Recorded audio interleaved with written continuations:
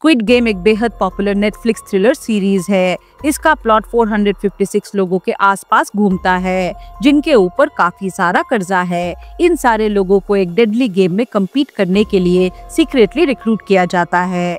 उन्हें traditional Korean बच्चों के गेम्स के 6 राउंड्स खेलने पड़ते हैं, पर हारने वालों के लिए घातक परिणाम होते हैं। इस गेम का cash price 45.6 billion Korean von होता है। लेकिन क्या ये लोग पैसे जीत कर अपना कर्जा चुका पाएंगे या अपनी जिंदगी से ही हाथ धो बैठेंगे, ये हमें कहानी में आगे पता चलेगा। तो सीजन 1 की कहानी शुरू होती है इसके मेन कैरेक्टर गिहान के साथ। इसकी बेटी का बर्थडे है। गिहान की माँ उसे कुछ कैश देती है ताकि वो अपने बेटी को डिनर पर ले जा सके, लेकिन गिहान को और पैसों की जरूरत होती है, इसीलिए वो अपने माँ का ATM कार्ड चुरा लेता है और उसके अकाउंट से सारे पैसे निकाल लेता है।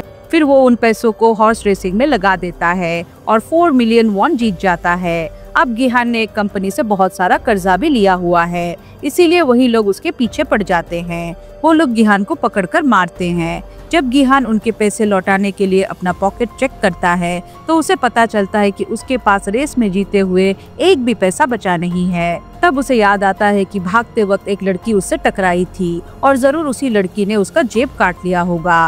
अब गिहान के पास उन लोगों को पैसा लौटाने के लिए सिर्फ 1 महीने का टाइम होता है। वो दोबारा पैसे जमा करता है और अपनी बेटी को खाना खिलाने के लिए ले जाता है। डिनर के बाद गिहान स्टेशन की तरफ भागता है, पर उसकी ट्रेन छूट जाती है। जब वो निराश होकर नेक्स्ट ट्रेन का वेट कर रहा है, तभी उसके पास एक अजनबी आता है और कहता है, मैं तुम्हारे साथ एक गेम खेलना चाहता हूँ।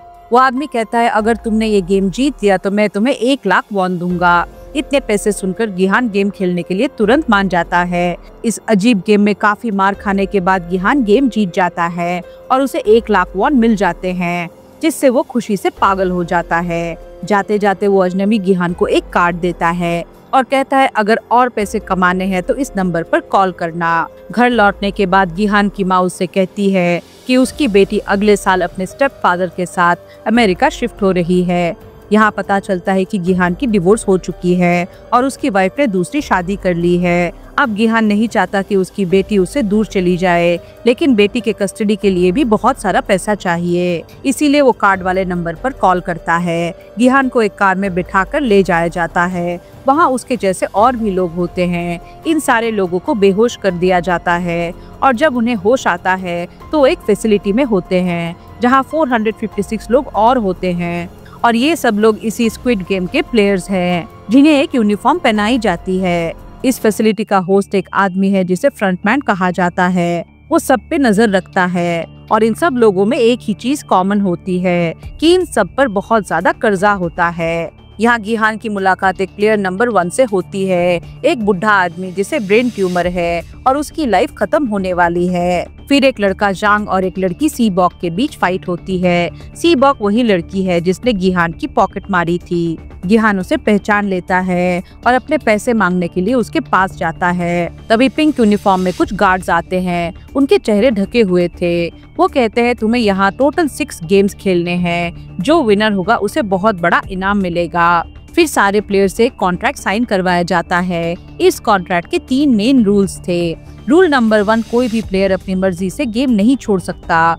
रूल 2, जो प्लेयर गेम नहीं खेल पाएगा उसे एलिमिनेट कर दिया जाएगा, और इस गेम में एलिमिनेट का मतलब क्या है वो हमें आगे पता चलेगा। रूल 3, अगर मेजॉरिटी प्लेयर्स गेम नहीं खेलना चाहते तो सब गेम छोड़कर जा सकते हैं। अब सबको पहले गेम के लिए ले जाया जाता है। गिहान यहाँ पर अपने पुराने स्कूल फ्रेंड सांगवू से मिलता है। गिहान उसे देखकर काफी हैरान होता है क्योंकि वो बिजनेस करने फॉरेन चला गया था। पहला गेम एक बड़े डॉल के साथ होता है जिसका रूल सिंपल था, जब डॉल गाना गाए तब प्लेयर्स आगे बढ़ेंगे। जैसे ही गाना रुक जाए सबको रुक जाना होगा। अगर कोई हिलता है तो उसे एलिमिनेट कर दिया जाएगा। पहले सबको लगता है कि ये कोई मजाक है, लेकिन गेम में जैसे ही एक लड़का हिलता है उसे शूट करके मार दिया जाता है। तब सबको समझ में आता है कि एलिमिनेट का मतलब मौत है। सब लोग घबरा जाते हैं और पैनिक में इधर उधर भागने लगते हैं, लेकिन रूल के हिसाब से जो भी मूव करता है उसे गोली मार दी जाती है। इस कंफ्यूजन के बीच में जो बचे हुए प्लेयर्स हैं वो मुश्किल से गेम कंप्लीट करते हैं। मरे हुए प्लेयर्स के बॉडी को हटा दिया जाता है। टोटल 456 में से सिर्फ 255 प्लेयर्स बचे रहते हैं, लेकिन अब ये सब प्लेयर्स इतने डर जाते हैं कि कोई भी अगला गेम खेलना नहीं चाहता था। लेकिन रूल 3 के मुताबिक अगर मेजॉरिटी प्लेयर्स चाहे तो गेम बंद हो सकता है। इसीलिए लीडर फ्रंटमैन इनका वोटिंग कराता है, लेकिन इससे पहले उन्हें प्राइज मनी दिखाया जाता है जो है 45 बिलियन वॉन। और पता चलता है कि अगर उन्होंने गेम छोड़ा तो ये पैसा मरे हुए प्लेयर्स के फैमिलीज को मिल जाएगी। फिर वोटिंग के बाद मेजॉरिटी डिसाइड करती है कि वो ये गेम नहीं खेलेंगे, इसीलिए गेम को स्टॉप कर दिया जाता है। लेकिन उन्हें फ्यूचर में गेम में वापस आने का ऑप्शन दिया जाता है। फिर सबको उनके घर भेज दिया जाता है। नेक्स्ट डे डरा हुआ गिहान पुलिस स्टेशन जाकर सब कुछ बताता है, लेकिन कोई उस पर विश्वास नहीं करता। पुलिस को लगता है कि वो पागल है। तब गिहान उन्हें कार्ड दिखाता है, लेकिन सरप्राइजिंगली जब पुलिस नंबर पर कॉल करती है तो वो नंबर गलत निकलता है। इसके बाद जब गिहान घर जाता है तो उसकी माँ वहाँ नहीं होती। इसके बाद सारे प्लेयर्स की फाइनेंशियल कंडीशंस दिखाई जाती है, जैसे गिहान को अपने माँ के ऑपरेशन के लिए बहुत सारा पैसा चाहिए। सांगवू के ऊपर 6 बिलियन वॉन का कर्जा है, अगर नहीं चुकाया तो क्लाइंट्स उसकी जान ले लेंगे। गिहान का एक और फ्रेंड अली अब्दुल, उसकी जॉब चली गई है, उसका बॉस उसका पैसा नहीं देता। अब उसे जिंदगी गुजारा करने के लिए बहुत सारा पैसा चाहिए और वो लड़की से ब्योक नॉर्थ कोरिया से साउथ कोरिया भाग कर आई है और अब अपने छोटे भाई और माँ को भी यहाँ लाना चाहती है, जिसके लिए वो एक एजेंट का हेल्प लेती है, लेकिन उनका कुछ पता नहीं चल पाता और इस काम के लिए भी उसे बहुत सारा पैसा चाहिए। इस तरह सारे प्लेयर्स जो गेम छोड़ के आए थे वो पैसे के जरूरत में डूबे हुए हैं। फिर एक पुलिस ऑफिसर वॉन्ग जून को दिखाया जाता है, उसका भाई मिसिंग है। ऑफिसर अपने भाई के घर जाता है और पता चलता है कि उसका भाई कुछ दिनों से अपने घर भी नहीं आया। घर चेक करते हुए ऑफिसर को वहाँ एक कार्ड मिलता है, वही कार्ड जो उसने पुलिस स्टेशन में गिहान के हाथों में देखा था। अब वॉन्ग गिहान के पास जाता है और कार्ड के बारे में पूछता है, लेकिन गिहान कुछ भी नहीं बताता। और जब गिहान घर वापस आता है उसे वही कार्ड फिर से मिलता है। अब गिहान डिसाइड करता है कि वो गेम में वापस जाएगा क्योंकि उसे पैसों की जरूरत है। गिहान के जैसे और भी कई लोग गेम फिर से खेलना चाहते हैं, जिन्हें पैसों की सख्त जरूरत है। अब ये सब वेट करते हैं और सबको रात के अंधेरे में गाड़ियों में पिक किया जाता है। फिर सभी प्लेयर्स को एक शिप में लाया जाता है। ऑफिसर वॉन्ग भी अपने भाई को ढूंढते हुए उन गाड़ियों का पीछा करता है। वो एक गार्ड को मारकर उसकी बॉडी पानी में फेंक देता है और खुद उसके यूनिफॉर्म पहन के फैसिलिटी के अंदर घुस जाता है। अब सभी प्लेयर्स को एक आइलैंड फैसिलिटी पर ले जाया जाता है। उन्हें बिल्कुल भी पता नहीं होता कि अगला गेम क्या होने वाला है और उसे कैसे खेलना है। सब अपनी अपनी अलग टीम्स बनाते हैं। अगले दिन सब प्लेयर्स को एक ग्राउंड में ले जाया जाता है। उनके सामने 4 शेप्स होते हैं, जिनमें से एक शेप ने चूज करना था। सांगवू को गेम के बारे में कुछ आइडिया मिल जाता है। वो गिहान को एक्सप्लेन करता है कि सबको अलग अलग शेप्स चूज करनी पड़ेगी। फिर सबको एक छोटी सी टिन पॉट दी जाती है जिसमें वही शेप्स बनी होती है। गेम ये होती है कि उन्हें किसी भी तरह शेप को बिना तोड़े बाहर निकालना है। अगर शेप थोड़ी भी डैमेज हुई तो प्लेयर एलिमिनेट हो जाएगा, मतलब मार दिया जाएगा। सांगवू आसानी से शेप निकाल लेता है। गिहान पैनिक हो जाता है, पर कोशिश करके वो भी गेम जीत जाता है और रूल के मुताबिक हारे हुए प्लेयर्स को एलिमिनेट कर दिया जाता है। अब 187 प्लेयर्स में से सिर्फ 108 बचे होते हैं। गेम के बाद सबको अपने रूम्स भेज दिया जाता है। पता चलता है कि ये 4 लोग और सी ब्योक भी इस राउंड में बच गए हैं। रूम में सबके सामने टोटल एक्यूमुलेटेड प्राइज मनी गिना जाता है, जो है 34.8 बिलियन वॉन। उसके बाद उन्हें खाना दिया जाता है। खाना कम मिलने की वजह से जैंग एक लड़के से लड़ता है और उसे मार डालता है। अब इन प्लेयर्स में से एक ब्योंग गी एक डॉक्टर है जो गार्ड्स के साथ मिलकर मरे हुए लोगों के ऑर्गन्स निकालकर चाइनीज लोगों को बेचा करता है। इसीलिए जब भी बॉडीज उठाई जाती है वो उन्हें चुपके से गायब कर देता है। अब एक गार्ड उसी डॉक्टर प्लेयर को इन्फॉर्म करता है कि आज हमने प्लेयर्स को कम खाना दिया था ताकि वो आपस में लड़ पड़े। इससे वीक प्लेयर्स गेम से आउट हो जाएंगे और साथ ही वो डॉक्टर को अगले गेम के बारे में भी बता देता है। अब लाइट्स बंद होने में 30 मिनट बचे होते हैं। दूसरी तरफ डॉक्टर जैंग की टीम में शामिल हो जाता है। यहाँ डॉक्टर जैंग को नेक्स्ट गेम के बारे में भी बता देता है। थोड़ी देर बाद लाइट्स बंद हो जाती हैं और जैंग अपनी टीम के साथ सबको पीटने लगता है। एक लड़की को मारने के बाद जैंग सीबॉक को खत्म करने जाता है, लेकिन गिहान उसे बचा लेता है। ये सारा फाइट फ्रंटमैन कंट्रोल रूम से देख रहा होता है, पर वो कुछ नहीं करता, जैसे कि उसे पहले से ये सब पता था। तब गार्ड्स आ जाते हैं और सबको रोकते हैं। अब सिर्फ 80 प्लेयर्स बचे होते हैं। अगले दिन सबको तीसरे गेम के लिए ले जाया जाता है। उन्हें बोला जाता है कि 10 प्लेयर्स का एक टीम बनाओ सब लोग अपनी टीम्स बना लेते हैं। अब क्योंकि जैंग को पहले से अगले गेम के बारे में पता था, इसीलिए वो सेबियोक की फीमेल फ्रेंड को अपने टीम में नहीं लेता। वो सिर्फ मेल प्लेयर्स के साथ अपनी टीम बना लेता है। दूसरी तरफ गिहान भी अपनी टीम बना लेता है। उन्हें एक प्लेयर की जरूरत होती है, इसीलिए वो सेबुक की फीमेल फ्रेंड को अपने टीम में जोड़ लेते हैं। अब इस राउंड में गेम होता है टग ऑफ वॉर का, मतलब रस्सी खींचने का गेम। उन्हें सामने वाले टीम को नीचे गिराना था। गेम स्टार्ट होता है और जैंग की टीम आसानी से जीत जाती है। अब बारी आती है गिहान की टीम की। प्लेयर नंबर 1 वो बुढ़ा आदमी कहता है, मैंने अपने जिंदगी में बहुत टग ऑफ वॉर खेला हुआ है। फिर वो सबको स्ट्रैटेजी बताता है कि गेम कैसे जीतना है। उनकी टीम मुश्किल से ही लेकिन जीत जाती है। फिर रात को लाइट्स बंद होने में 30 मिनट बचे होते हैं। तब गिहान सबको कहता है कि रेडी रहो। सब डिसाइड करते हैं कि वो एक एक करके गार्ड करेंगे। अब जैंग की टीम में एक से बढ़कर एक चालाक प्लेयर्स थे, इसीलिए उसे डर लग रहा था कि कहीं उसके अपने लोग ही उसे रास्ते से न हटा दे। इस बीच डॉक्टर और गार्ड्स डेड बॉडीज के ऑर्गन्स निकाल रहे होते हैं। प्लान होता है गार्ड नंबर 28 और 29 ऑर्गन्स डिलीवर करेंगे। फिर वो लोग एक बॉडी के बारे में बात करते हैं जिसका एक ही किडनी होता है। वो उसे ज़ॉम्बी कहते हैं। और दरअसल गार्ड 29 वो पुलिस ऑफिसर था जो अपने भाई को ढूंढते हुए फैसिलिटी तक पहुंच गया था। उनकी बातें सुनकर उसे शक होता है कि ये लोग उसके भाई के बारे में ही बात कर रहे हैं, क्योंकि उसके भाई के पास भी एक ही किडनी थी। फिर 28 और 29 यानी वो ऑफिसर ऑर्गन्स डिलीवर करने निकलते हैं। रास्ते में ऑफिसर टनल में एक बॉम्ब देख लेता है। तब गार्ड 28 कहता है, जब हम बाहर निकल जाएंगे ये जगह ब्लास्ट हो जाएगी। ऑफिसर उससे और इन्फॉर्मेशन लेने की कोशिश करता है, लेकिन गार्ड 28 को शक हो जाता है और वो कहता है अपना फेस दिखाओ। ऑफिसर अपना फेस दिखाते हुए उस पर गन तान देता है। वो पूछता है वो आदमी कौन था जिसके पास एक किडनी थी, जिसे तुम लोग ज़ॉम्बी बोल रहे थे। 28 कहता है वो एक लड़की थी। ये जानकर ऑफिसर गार्ड 28 को मार देता है। दूसरी तरफ डॉक्टर गार्ड से अगले गेम के बारे में पूछता है, लेकिन इस बार गार्ड्स को भी पता नहीं होता कि नेक्स्ट गेम क्या होने वाला है। डॉक्टर गुस्सा हो जाता है और एक गार्ड से लड़ते हुए उसे मारकर भाग जाता है। एक गार्ड डॉक्टर का पीछा करता है और प्लेग्राउंड तक पहुंच जाता है। तब गार्ड डॉक्टर को फंसाकर मारने ही वाला था कि तभी लीडर यानी फ्रंटमैन आ जाता है। लीडर पहले गार्ड को मार देता है, फिर डॉक्टर को भी खत्म कर देता है। वापस जाते हुए उसे गार्ड 28 की बॉडी मिल जाती है। उसे समझ में आ जाता है कि फैसिलिटी के अंदर कोई और भी घुस गया है। दूसरी ओर ऑफिसर फ्रंटमैन के रूम तक पहुंच जाता है। वहां चेक करते हुए उसे एक रूम मिलता है जहां सब प्लेयर्स का रिकॉर्ड होता है। ऑफिसर रिकॉर्ड चेक करता है और देखता है कि विनर लिस्ट में उसके भाई का नाम लिखा हुआ है, मतलब उसका भाई कभी गेम का विनर रह चुका है। अब प्लेयर्स को 4th गेम के लिए ले जाया जाता है। उन्हें बोला जाता है कि अपना पार्टनर चूज करो। सब प्लेयर्स अपने पार्टनर चूज कर लेते हैं। सेबियोक की फीमेल फ्रेंड पार्टनर ढूंढती है, लेकिन कोई उसके साथ पार्टनर बनने के लिए राजी नहीं होता।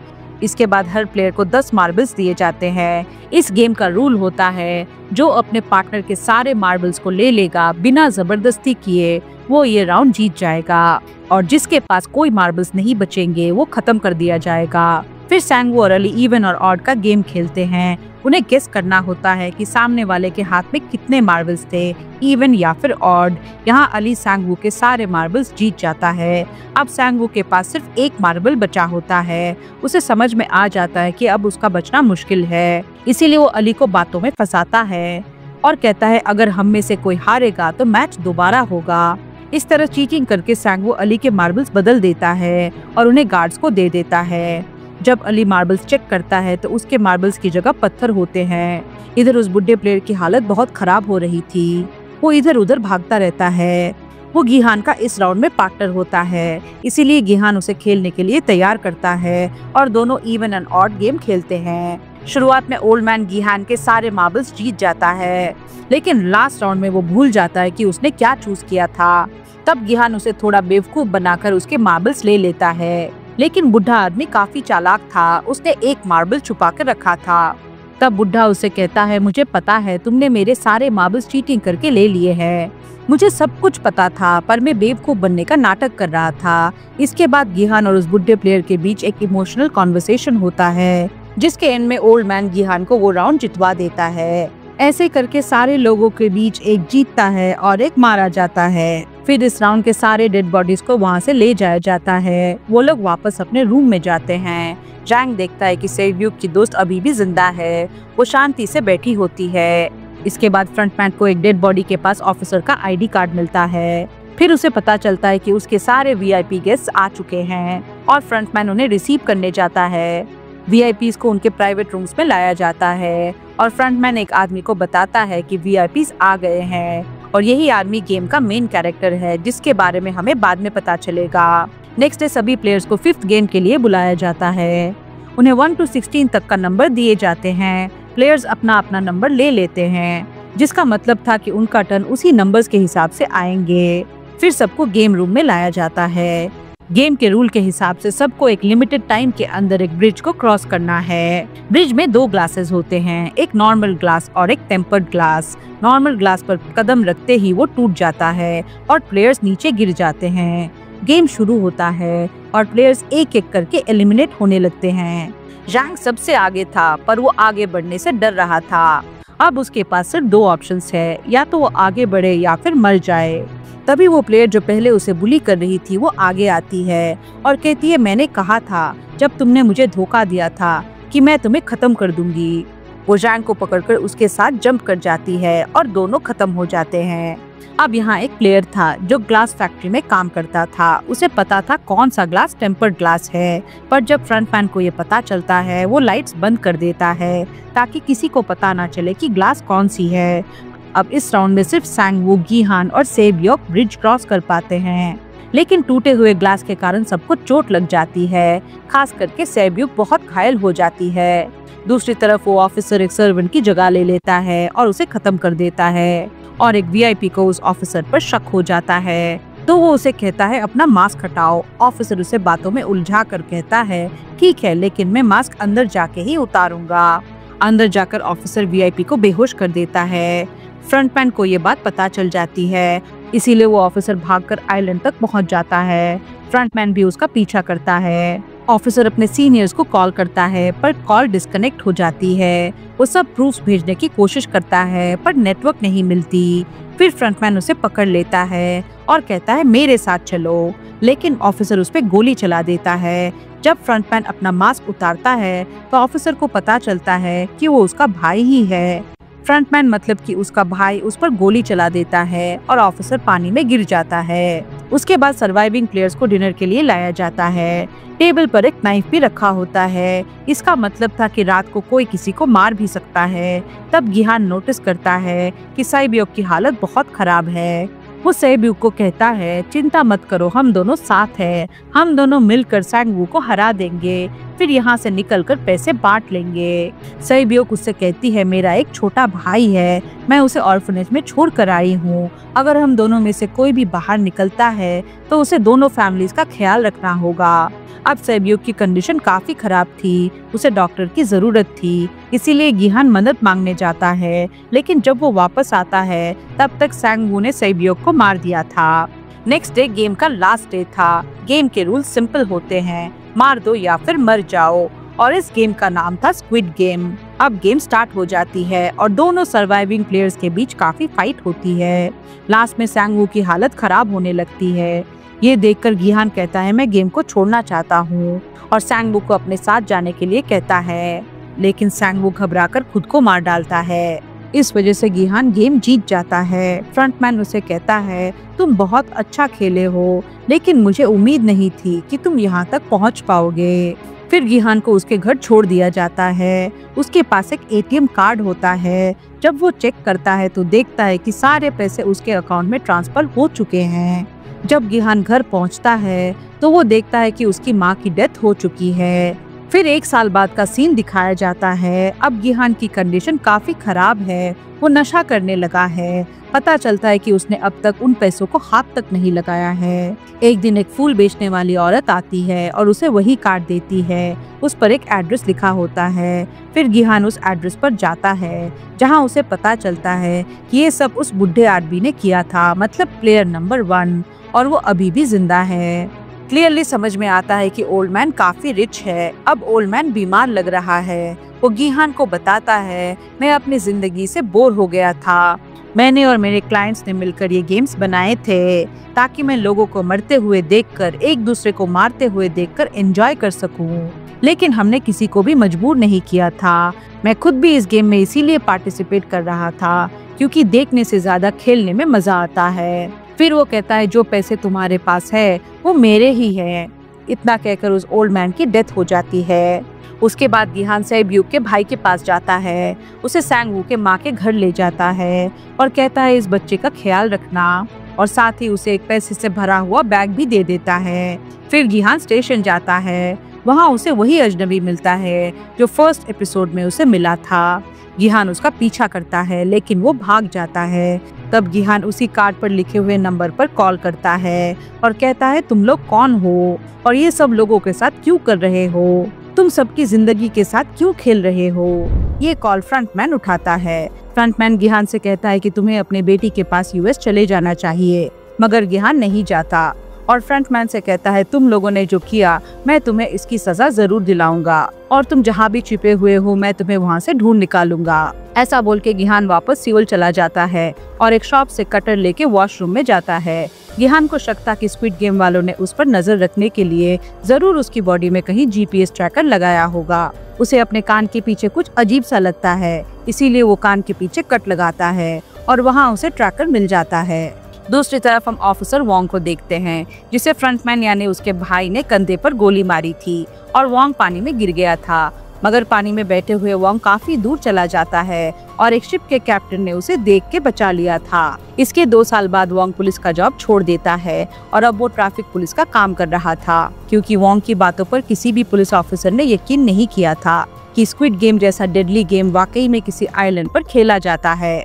साथ ही वोंग ने जो फोटोज और वीडियोस ऑफिसर्स को भेजी थी, सिग्नल न आने की वजह से वो सेंड भी नहीं हुई थी और उसका मोबाइल भी समुद्र में खो गया था। मगर वोंग ने हार नहीं मानी और पिछले 2 सालों से वो उसी आइलैंड को ढूंढने में लगा हुआ है। इधर गिहान एक पूरे होटल को खरीद लेता है। अब गिहान से मिलने एक आदमी किम आता है। गिहान पिछले 2 सालों से उस रिक्रूटर को ढूंढने में लगा हुआ था जो सबको उस गेम का कार्ड देता है। जो पैसे गिहान ने उस गेम से जीते थे वो उनमें से कुछ पैसे किम को देता है और हर स्टेशन में जाके उस रिक्रूटर को ढूंढने को कहता है। इसके बाद किम बाहर आकर अपने सारे आदमियों को उस रिक्रूटर को ढूंढने के लिए कहता है। इधर किम और उसका एक आदमी वूसक अपने आदमियों को उस रिक्रूटर के हुलिये के बारे में बताता है। साथ ही किम उन सबको ग्रुप्स में डिवाइड कर देता है और कहता है कि वो लोग जिस भी स्टेशन में जाए वहाँ जाके ग्रुप में फोटो भेज दे। इसके बाद सब लोग हर स्टेशन पे जाके उस आदमी को ढूंढने लगते हैं और साथ साथ सारी अपडेट्स भी गिहान को देने लगते हैं। काफी दिन ऐसे ही गुजर जाता है लेकिन वो रिक्रूटर नहीं मिलता। इधर वोंग भी उस आइलैंड को ढूंढने में लगा हुआ था, मगर वो आइलैंड उसे कहीं नहीं मिल रहा था, इसीलिए फाइनली हार के वो आइलैंड को ढूंढना बंद कर देता है। इधर वूसक और किम एक स्टेशन में बैठकर बात कर रहे होते हैं, तभी उन्हें अपने सामने वो रिक्रूटर किसी के साथ गेम खेलते हुए दिखता है। किम जल्दी से गिहान को बताता है कि उन्हें वो आदमी मिल गया है। फिर किम और वूसक उस आदमी को फॉलो करते हैं और गिहान भी उसे पकड़ने के लिए निकल जाता है। लेकिन तभी गिहान की ओवर स्पीडिंग की वजह से ट्रैफिक पुलिस उसे रोक लेती है और वोंग का एक पुलिस साथी गिहान को चालान काटने के लिए जाता है। गिहान के जाने के बाद वोंग का साथी उसे बोलता है कि गिहान के डेटा रिकॉर्ड से कुछ भी गलत पता नहीं चला है, मगर उसके गाड़ी के डैश पे काफी सारे मोबाइल्स और टैबलेट्स लगे हुए थे। तब वोंग कंट्रोल रूम में जाके उसके बारे में चेक करता है। तब वोंग को पता चलता है कि वो गिहान ही है जिसने उसे अपने भाई के बारे में पूछा था और गिहान उस गेम का हिस्सा भी रह चुका है।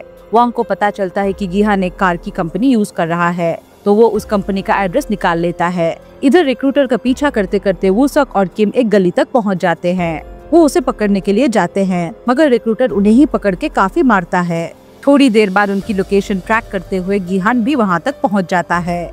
गिहान को वहाँ गली में खून दिखाई देता है, साथ ही उसे किम का एक चाकू भी मिलता है। इधर रिक्रूटर उन दोनों को चेयर से बांधा हुआ था। वो उनके साथ रशियन रूले खेल रहा था। पहले तो दोनों ही बच जाते हैं, फिर रिक्रूटर गन में 5 गोलियां डाल देता है, लेकिन किम जानबूझकर हार जाता है ताकि वूसक की जान बच जाए और बेचारा किम वहां मारा जाता है। इधर वोंग भी एड्रेस को फॉलो करते हुए कंपनी तक पहुंच जाता है। वहां उसे उस रिक्रूटर का स्टैच्यू दिखाई देता है जिस पर उस गेम का कार्ड लगा होता है, जिसे उसे पता चल जाता है कि गिहान जरूर उस गेम से रिलेटेड कुछ कर रहा है। वहाँ वोंग को गिहान की एक फाइल दिखाई देती है जिससे वोंग को उसके होटल का एड्रेस पता चल जाता है। इधर गिहान भी अपने फ्लैट में वापस आ जाता है जहाँ पे वो रिक्रूटर पहले से मौजूद था। वो गिहान से पूछता है, आखिर तुम पिछले 2 सालों से इतनी शिद्दत से मुझे क्यों ढूंढ रहे हो? तुमने गेम जीत लिया है और यहाँ से काफी सारा पैसा भी जीता है। तब गिहान उसे बोलता है, मुझे तुम्हारे बॉस से मिलना है। रिक्रूटर बोलता है, तुम मुझे बता दो जो तुम्हें कहना है। तब गिहान बोलता है, मैं तुम जैसे पालतू कुत्ते से बात नहीं करता, मुझे बस तुम्हारे बॉस से मिलना है। फिर रिक्रूटर गिहान को अपने बारे में बताता है कि मैं भी बाकी सबकी तरह कर्ज में डूबे होने की वजह से उस गेम में गया था। मैं वहाँ पिंक सूट पहने गार्ड का काम करता था जो सबको जान से मारते थे। गिहान बोलता है, तुम चाहे कितने भी लोगों को मारो, तुम उनके पालतू कुत्ते ही रहोगे। इस पर रिक्रूटर को गुस्सा आ जाता है और वो गिहान के साथ भी रशियन रूले खेलने लगता है, जिस पे गिहान एक दफा खुद पे गन चलाएगा और एक दफा रिक्रूटर पे। पहले राउंड में दोनों ही बच जाते हैं, दूसरे राउंड में भी दोनों बच जाते हैं। अब सिर्फ एक ही गोली बचती है, यानी रिक्रूटर का मरना तय है। तब गिहान उसे बोलता है कि अब तुम सोच रहे होगे कि रूल्स गई भाड़ में, गोली सीधे इस पे चला के इसको जान से मार देता हूँ। मगर एक बात याद रखना, तुम वो सब करते हो जो तुम्हारा बॉस तुमसे करवाता है। उनके एक इशारे पर नाचने वाले कुत्ते हो तुम। उसके ये बोलते ही रिक्रूटर खुद को शूट कर लेता है। उसके मरने के बाद गिहान को उसकी पॉकेट से एक कार्ड मिल जाता है। तभी वोंग वहाँ आ जाता है। गिहान के हाथ में गन देखकर वो उसे क्रिमिनल समझता है। तभी पीछे से वूसाक आके वोंग को बेहोश कर देता है। गिहान उस कार्ड को देखता है जिसमें एक क्लब का एड्रेस होता है। वोंग गिहान को बताता है कि मुझे इस गेम के बारे में सब कुछ पता है। साथ ही वो बताता है कि मैं तुम्हें पहले से जानता हूँ। एक दफा हम तुम्हारे घर के बाहर मिले थे जब मैंने तुमसे इस गेम के बारे में इंफॉर्मेशन मांगी थी। और एक दफा तुम्हें याद होगा जब एक पिंक सूट वाले गार्ड ने तुमसे पूछा था कि क्या तुम वोंग हो को जानते हो, और वोंग इन हो मेरा भाई था। गिहान को भी याद आता है कि जब एक पिंक सूट वाले गार्ड ने उसे इन हो के बारे में पूछा था। गिहान भी वोंग को बताता है कि मैंने उस रिक्रूटर को नहीं मारा, वो खुद ही अपने गेम का शिकार हो गया। मैं तो उसके बॉस को ढूंढना चाहता था ताकि इस गेम को हमेशा के लिए खत्म कर सकूं। साथ ही वोंग बोलता है कि फ्रंटमैन को पकड़ के इस गेम को हमेशा के लिए खत्म करने के लिए मैं तुम्हारी मदद करूंगा, क्योंकि उसे अपने भाई इनहो को वापस लाना था। और सीजन 1 के एंड में हमने देखा था कि उसका भाई इनहो ही फ्रंटमैन है। इसके बाद हमें एक लड़की नियोल को दिखाया जाता है जो एक बनी कॉस्ट्यूम पहन के बच्चों को एंटरटेन करने का जॉब करती है। दरअसल नियोल का एक बेटा है, लेकिन वो नॉर्थ कोरिया से साउथ कोरिया खुद आई है और उसका बेटा अभी भी नॉर्थ कोरिया में ही रह गया है। अपने बच्चे को साउथ कोरिया लाने के लिए वो एजेंट से हेल्प ले रही है, लेकिन एजेंट को उसके बच्चे के बारे में कोई भी इन्फॉर्मेशन नहीं मिल रहा है। फिर जब रात को नियोल अपने कार में सो रही होती है, तब वहाँ एक सूट पहना हुआ आदमी आता है और उसे भी स्क्विड गेम का कार्ड दे देता है। सुबह नियोल ऑफिस जाके अपने जॉब से रिजाइन कर देती है और स्क्विड गेम वालों को कॉल करती है। उसके बाद वो पिकअप लोकेशन पर पहुंच जाती है और रूम नंबर 11 में जाके पिंक सूट पहनती है। यानी नियोल को एज अ प्लेयर नहीं बल्कि एज अ गार्ड हायर किया गया था। इधर गिहान और वोंग फ्रंटमैन को पकड़ने की प्लानिंग कर रहे थे। उन्होंने एक स्पेशल फोर्सेस की टीम भी रेडी कर ली थी। सब शूटिंग प्रैक्टिस कर रहे थे। साथ ही गिहान अपना दांत निकाल के उसमें ट्रैकर फिट कर देता है ताकि सबको लोकेशन मिलते रहे। उसके बाद वो लोग कार्ड पे लिखी लोकेशन पर पहुंच जाते हैं। वहाँ एक हैलोवीन पार्टी चल रही होती है। गिहान और वूसाक क्लब के अंदर जाते हैं। बाहर वोंग को पिंक सूट वाले गार्ड्स भी क्लब के अंदर जाते हुए दिखते हैं। वो तुरंत गिहान और वूसाक को बताता है और खुद भी अंदर चला जाता है। क्लब के अंदर एक गार्ड वूसाक को शॉक देके बेहोश कर देता है और दूसरा गार्ड गिहान को पीछे आने को कहता है। गिहान की लोकेशन ट्रैक करते हुए वोंग भी पीछे आता है। उसे दिखता है कि गार्ड गिहान को कार में बिठाकर ले जा रहे हैं। वो अपने टीम को कार का पीछा करने को कहता है। इधर कार में एक स्पीकर से फ्रंटमैन की आवाज आती है। वो गिहान से पूछता है, तुम इस गेम के पीछे क्यों पड़े हो? तुम्हें इतने पैसे मिले हैं, उनसे अपनी जिंदगी एंजॉय करो। तब गिहान उसे कहता है, तुम ये गेम बंद करो जिसमें लोगों की जान जा रही है। फ्रंटमैन कहता है, मैंने तो बस गेम बनाई है, पर खेल तुम लोग खुद अपनी मर्जी से खेल रहे हो। वोंग भी ये सब सुन रहा होता है। वो अपनी टीम को कार को ओवरटेक करने को कहता है, पर तभी स्क्विड गेम के गार्ड स्नाइपर से उनके टायर्स पंक्चर कर देते हैं। मतलब फ्रंटमैन को इस सब के बारे में पहले से पता था। गिहान कार को रोकने के लिए ड्राइवर सीट पे गोली चलाता है, पर मिरर बुलेट प्रूफ होता है। ये देखकर गिहान चुप हो जाता है और कुछ सोचकर फ्रंटमैन से कहता है, मुझे वापस उस गेम में ले चलो। ये सुनकर फ्रंटमैन भी हैरान हो जाता है, क्योंकि गिहान तो गेम को खत्म करना चाहता था और अब वो दोबारा वही गेम खेलना चाहता है। लेकिन फिर फ्रंटमैन बोलता है, ठीक है, जैसी तुम्हारी मर्जी। फिर कार में एक गैस छोड़ी जाती है और गिहान बेहोश हो जाता है। तब पता चलता है कि फ्रंटमैन उसी कार में मौजूद था। इधर वोंग ने सब कुछ सुन लिया था और वो अपनी टीम के साथ शिप के कैप्टन के थ्रू गिहान की लोकेशन के पीछे जाता है। जब गिहान की आंखें खुलती है तो वो गेम हॉल में होता है और इस बार भी उसका नंबर 456 होता है। गार्ड सबको बताते हैं कि 6 दिन 6 अलग गेम्स होंगे और total prize money 4.6 billion won होगी। इस बार कुछ रूल्स बदल दिए गए थे, वो ये कि हर गेम के बाद प्लेयर्स को वोटिंग करने का मौका मिलेगा कि गेम को कंटिन्यू करनी है या रोकनी है। अगर मेजॉरिटी रोकने को बोले तो गेम बंद हो जाएगी और जो पैसा पहले गेम तक कलेक्ट हुआ है वो सब प्लेयर्स में इक्वली बांट दिया जाएगा। ये सुनकर गिहान हैरान हो जाता है क्योंकि नए रूल्स उसके आने की वजह से ही ऐड किए गए थे। फिर एग्रीमेंट साइन करके सबकी पिक्चर्स ली जाती है। वहाँ एक फेमस कोरियन रैपर थेनोस भी होता है। सारे प्लेयर्स उसके साथ सेल्फी लेना चाहते थे। थेनोस प्रॉमिस करता है कि बाहर जाके सबके साथ सेल्फी लेगा। वहाँ गिहान को अपना एक पुराना दोस्त भी मिलता है जिसे वो 3 साल बाद मिल रहा था। गिहान उसे कहता है तुम गलत जगह आ गए हो, बस मेरे पीछे रहना। फिर सब लोग फर्स्ट गेम के लिए रेडी हो जाते हैं। गिहान देखता है कि ये वही पहली वाली ही गेम है। इधर वोंग और उसकी टीम ट्रैकर को ट्रैक करते हुए एक आइलैंड तक पहुँच जाते हैं, पर वहाँ कोई फैसिलिटी नहीं होती जहाँ गेम खेला जा रहा हो। ट्रैकर फॉलो करते हुए उन्हें एक फिशरमैन मिलता है और वो ट्रैकर एक मछली के चारे में मिलता है, यानी कि स्क्विड गेम वालों को ट्रैकर के बारे में पहले से ही पता था।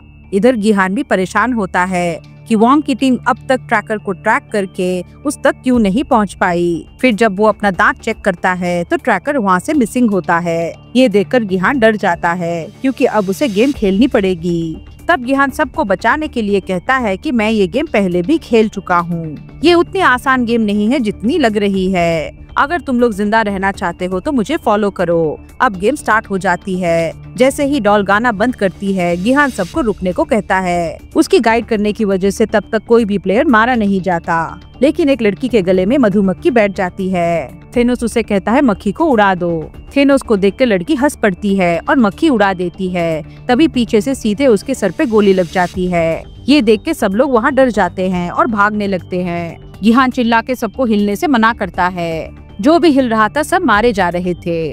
अब सबको गिहान की बातों पर यकीन हो जाता है और कोई भी नहीं हिलता।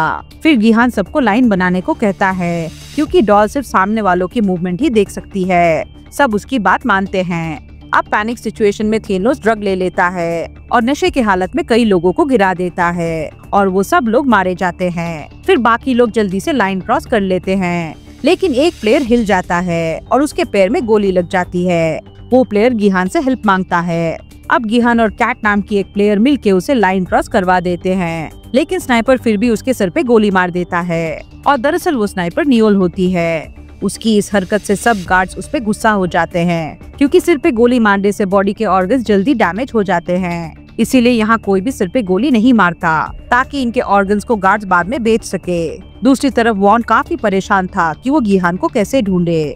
उन्हें समझ में आ जाता है कि यहाँ आसपास कोई गेम वाली फैसिलिटी नहीं होगी क्योंकि गेम वालों ने उन्हें खुद ही ट्रैकर के जरिए यहाँ भेजा था। ऊपर से समुद्र में तूफान भी आने वाला था, इसीलिए वो लोग वापस जाने का प्लान बनाते हैं। इधर सारे प्लेयर्स गेम में होने वाले मौत की वजह से डरे हुए थे और जैसे ही गार्ड्स वहाँ आते हैं सब प्लेयर्स रो पड़ते हैं और गार्ड से रिक्वेस्ट करते हैं कि उन्हें वहाँ से जाने दिया जाए।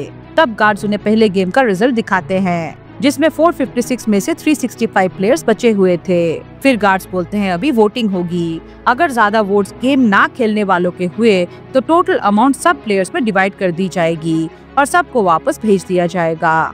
और अभी टोटल अमाउंट 9.1 बिलियन वॉन थी। फिर वोटिंग स्टार्ट होती है और सब अपना अपना वोट देते हैं। दोनों तरफ वोट्स इक्वल हो जाते हैं। अब सिर्फ नंबर 1 का वोट रह जाता है। प्लेयर नंबर 1 भी गेम कंटिन्यू करने का ही वोट देता है और अब हम देखते हैं कि प्लेयर नंबर 1 और कोई नहीं बल्कि वोंग का बड़ा भाई इनहो यानी फ्रंटमैन है, जो अब खुद प्लेयर बन के आ गया है। इसके बाद सब डेड बॉडीज को जलाने के लिए ले जाया जाता है। इसी बीच इन्हो कुछ प्लेयर्स के साथ आता है और गिहान से कहता है अगर तुम ये गेम पहले खेल चुके हो तो तुम हमें जीतने में हेल्प कर सकते हो। मैंने भी ये गेम तुम्हारी वजह से दोबारा खेलने का डिसाइड किया है ताकि तुम हमें गाइड कर सको और हम सब पैसे लेके जिंदा वापस जा सके। साथ ही इन्हो बोलता है तुम्हें तो पता ही होगा कि नेक्स्ट गेम कौन सा होने वाला है। गिहान बोलता है पिछली बार दूसरी गेम डिलगानो था जिसमें शेप निकालनी होती थी। इसमें 4 शेप्स होती है और सबसे इजी ट्रायंगल होती है और अम्ब्रेला सबसे मुश्किल होती है। फिर बाकी लोग जाने के बाद इन्हो गिहान से पूछता है तुम दोबारा यहाँ वापस क्यों आए हो? तुम्हें तो इतने पैसे मिल गए थे। गिहान बोलता है वो पैसे मेरे नहीं थे, वो उन सारे लोगों के खून से रंगे हुए थे जो यहाँ मारे गए थे, और अब जो पैसे हम जीतेंगे वो भी इन मरे हुए लोगों से रंगे होंगे। रात को इनो गिहान के पास आके अपने बिहेवियर के लिए माफी मांगता है और बताता है मेरी वाइफ को लिवर कैंसर है, उसका लिवर ट्रांसप्लांट करवाना है जिसके लिए बहुत सारा पैसा चाहिए।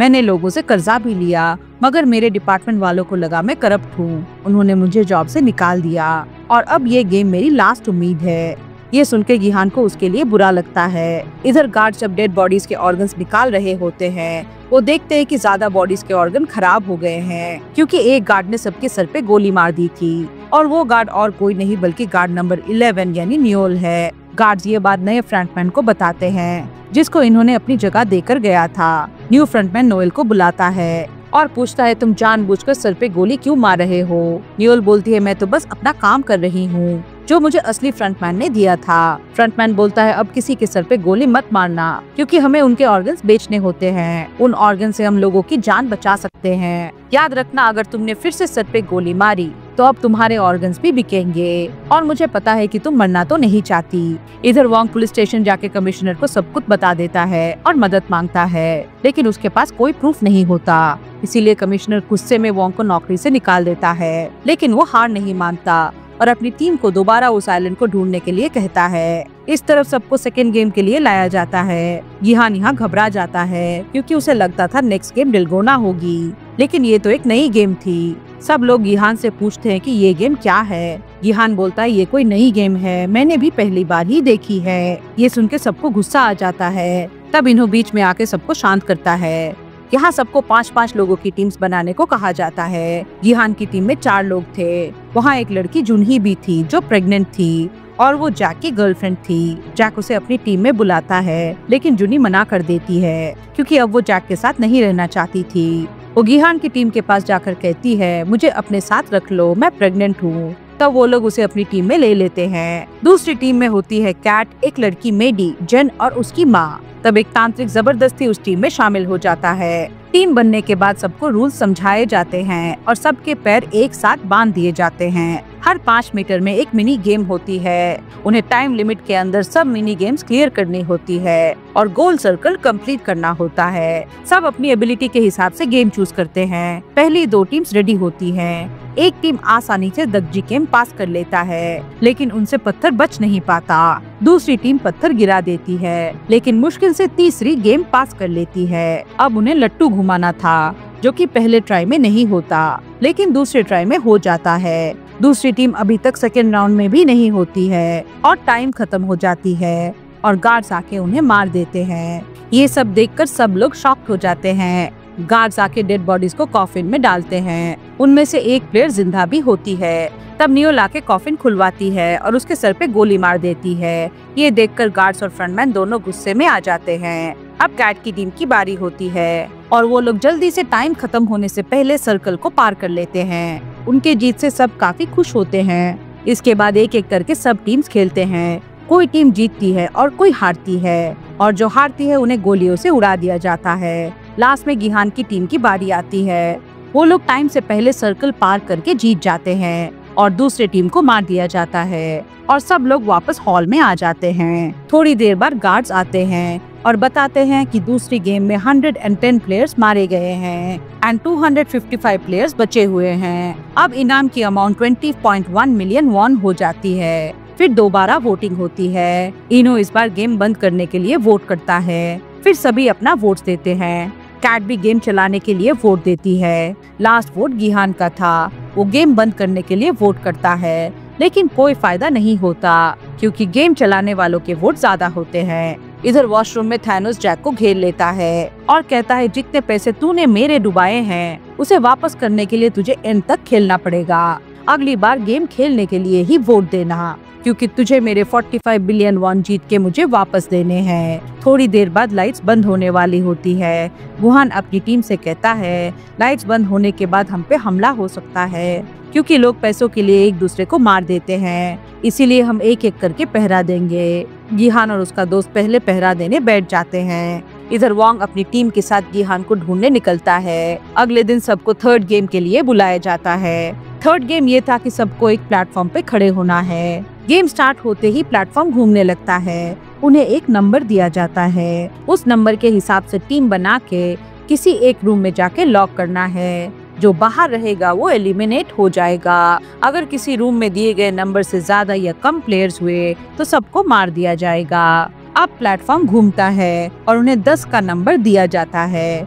30 सेकंड में 10 लोगों को एक टीम बना के रूम में जाना था। गिहान और कैट के टीम में 5-5 लोग थे, तो दोनों टीम्स जल्दी से रूम में जाके डोर लॉक कर देते हैं। टाइम खत्म होते ही रूम के बाहर के सब लोगों को मार दिया जाता है। फिर सब लोग दोबारा प्लेटफॉर्म पे आते हैं। प्लेटफॉर्म फिर से घूमता है। ऐसे ही कभी नंबर 6 तो कभी 5 नंबर मिलते हैं और प्लेयर्स टीम बना के रूम का डोर लॉक करके अपनी जान बचाते हैं। जो प्लेयर बाहर रह जाता है वो मारा जाता है। लास्ट में 2 नंबर की बारी आती है। सब 2-2 लोगों की टीम बनाकर एक एक रूम में चले जाते हैं। इन्हो गिहान के फ्रेंड के साथ रूम में जाता है, जहाँ पहले से ही एक प्लेयर मौजूद था। अपनी जान बचाने के लिए इन्हो उस तीसरे प्लेयर को जान से मार देता है, जो देखकर गिहान का फ्रेंड काफी डर जाता है और उसे समझ में आ जाता है कि इनो काफी डेंजरस इंसान है। फिर गेम खत्म होता है और सब वापस हॉल में आ जाते हैं। इधर वोंग ड्रोन की मदद से आइलैंड को ढूंढ रहा था। एक आइलैंड पे उसे एक छोटा सा गेट दिखाई देता है। उसे लगता है कि जरूर उस गेट के नीचे ही फैसिलिटी होगी, इसीलिए वो जल्दी से अपने टीम को लेके वहाँ चेक करने जाता है। जैसे ही वो लोग गेट को खोलते हैं वहाँ ब्लास्ट हो जाता है, जिससे उनके कुछ लोग मारे जाते हैं।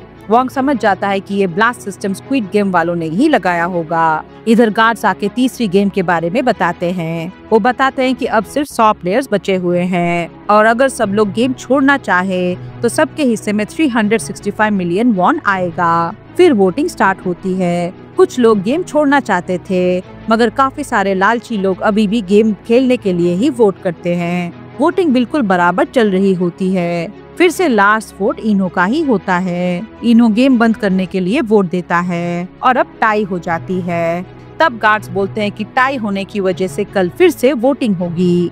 तब तक सब प्लेयर्स अपने फैसले के बारे में फिर से सोच लेना। इसके बाद सबको खाना दिया जाता है। वहाँ वोटिंग को लेकर प्लेयर्स के बीच में बहस हो जाती है। देखते ही देखते बात काफी बढ़ जाती है। बहस करते करते वो लोग लाइन तक आ जाते हैं। उसी बीच गिहान देखता है कि आज खाने के साथ उन्हें फोक भी दिया गया था और वो समझ जाता है कि ये फोक एक दूसरे को मारने के लिए ही दिया गया है। इधर थेनोस वॉशरूम में एक लड़के को डरा धमका रहा था। तब जैक वहाँ आता है और थेनोस को रोकता है। वहाँ मौजूद सब प्लेयर्स थेनोस की इस हरकत से काफी गुस्सा हो जाते हैं। बहस इतनी बढ़ जाती है कि उनमें फाइट हो जाती है। फिर थेनोस जैक को मारने ही वाला था। तब जैक को मजबूरी में अपनी जान बचाने के लिए फोक से थेनोस को मारना पड़ता है। फोक सीधे थेनोस के गले में घुस जाती है और थेनोस वहीं मर जाता है। इधर बाकी सब एक दूसरे से लड़ रहे थे और वॉशरूम के बाहर गार्ड्स पहरा दे रहे थे, क्योंकि वो लोग तो यही चाहते थे। हॉल में सब लोग देखते हैं कि 5 और प्लेयर्स एलिमिनेट हो गए हैं और इनके इनाम की अमाउंट भी बढ़ गई थी। दूसरी तरफ पता चलता है कि बोट का कैप्टन वोंग के सिस्टम के साथ कुछ गड़बड़ कर रहा था। मतलब वो आदमी भी गेम वालों के साथ मिला हुआ था। इसी वजह से वोंग पिछले 2 सालों से आइलैंड को नहीं ढूंढ पाया था। पकड़े जाने पर कैप्टन वोंग के एक साथी को पानी में फेंक देता है। शोर सुनकर वुसक बाहर आके कैप्टन से पूछता है कि आप इस टाइम पर यहाँ क्या कर रहे हो। कैप्टन बोलता है बारिश हो रही थी, इसीलिए मैं बाहर चीजें चेक करने आया था। अब यहाँ दरअसल इनो यानी वोंग का असली भाई अभी भी फ्रंटमैन है और उसी ने इस कैप्टन को वोंग को पानी से बचाने के लिए भेजा था। मतलब अब गेम में इनो गिहान के साथ सिर्फ अच्छा होने का नाटक कर रहा है। वापस गेम में सब अपने अपने टीम के लोगों को गिन रहे थे कि फाइट में कितने लोग मारे गए। गिनने पर पता चलता है कि गिहान की टीम के 2 लोग मारे गए, जबकि दूसरे टीम के 3 लोग। यानी अब वोट में गिहान की टीम जीत जाएगी। तब अनाउंसमेंट होती है कि 30 मिनट में लाइट्स बंद होने वाली है। गिहान समझ जाता है कि लाइट्स बंद होने के बाद सब एक दूसरे को जान से मारेंगे। फ्रंटमैन सब गार्ड्स को रेडी करवाता है। क्योंकि अब स्पेशल गेम स्टार्ट होने वाला था जिसमें सब एक दूसरे को मारेंगे। गिहान अपनी टीम को बताता है कि जब लाइट्स बंद होंगे सामने वाली टीम हमें मारने की कोशिश करेगी और ऐसा पहले भी हो चुका है। ये सुनकर सब लोग डर जाते हैं। गिहान बोलता है अगर हमें जिंदा रहना है, ऊपर वाले फ्लोर में गेम अथॉरिटी बैठी हुई है जिसमें ब्लैक मास्क में उनका लीडर है, हमें उसी को पकड़ना है। अगर हमने उसको पकड़ लिया तो समझ लो ये गेम भी खत्म हो जाता है। इनो बोलता है मगर हम ये कैसे करेंगे, उनके पास तो वेपन्स है। जवाब में गिहान कहता है जब गार्ड्स यहाँ आएंगे तब हम उनको मार के उनकी गन्स ले लेंगे।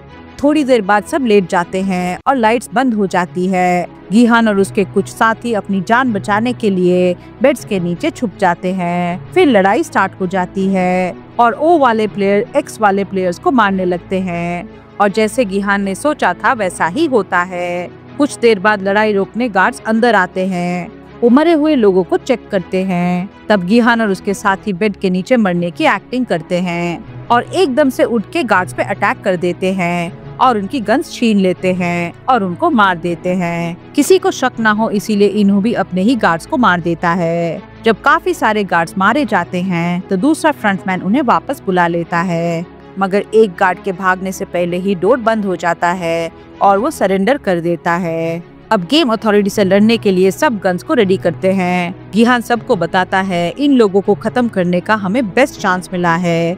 अगर हम चाहे तो मिलके इनको मार के गेम को खत्म कर सकते हैं। कुछ लोग गिहान का साथ देने के लिए आगे बढ़ते हैं और कुछ वहीं रह जाते हैं।